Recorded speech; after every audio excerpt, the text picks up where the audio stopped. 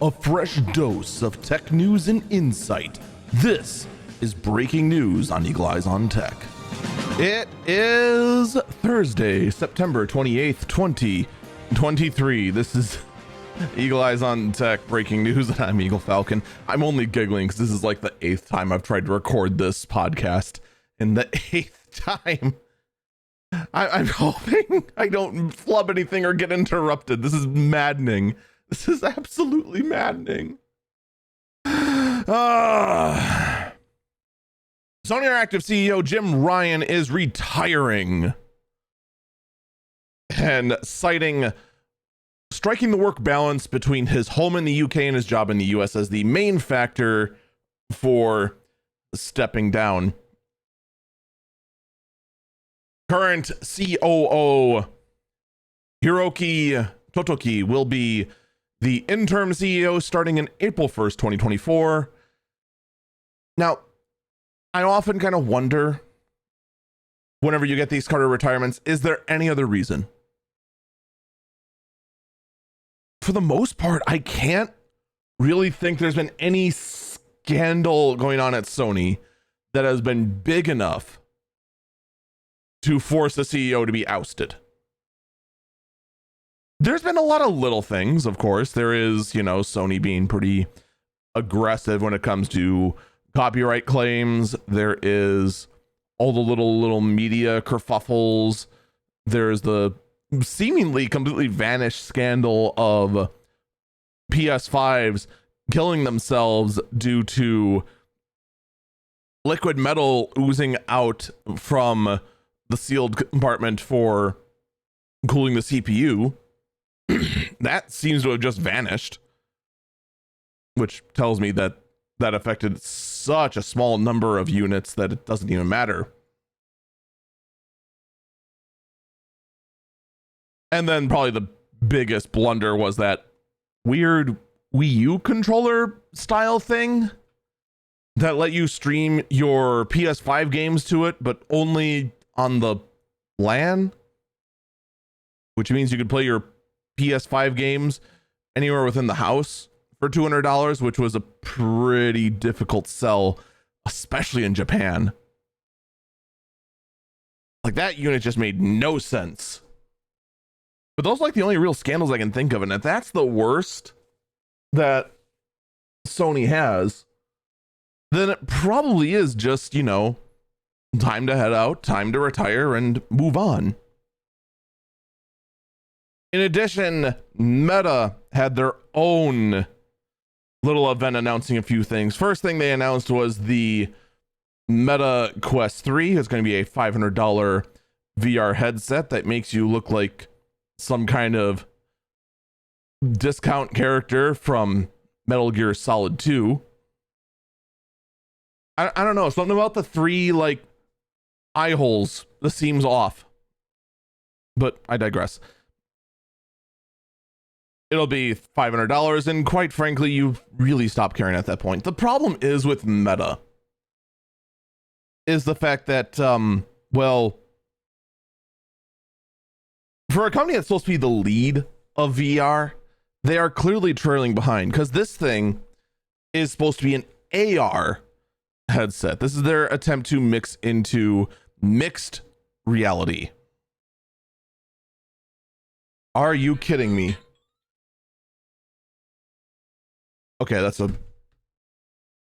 I don't care about that number now. Anyway, moving on. I need to hurry up before I get another urgent call.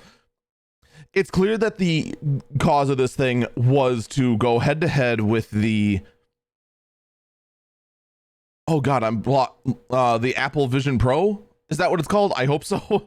You know what I'm talking about. The Apple headset, the $3,500 one, the one that's being marketed as strictly AR. This is clearly Meta's answer to it, and they're getting the price point right. $500 is way more approachable than $3,500.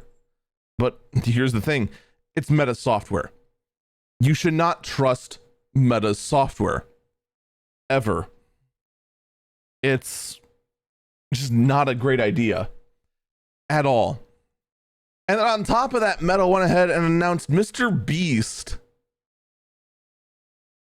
has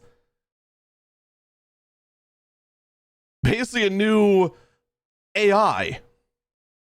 In fact, Mr. Beast, Paris Hilton, and 26 more celebrities are going to be AI chatbots on Llama 2, Meta's large language model. And I have to ask why. Why would you do this? I don't understand. Meta, there's a good chance this will end up as The Last Burb unless I can find something funnier. But holy cow, it's just why? Let me just tell you something, Meta, all right?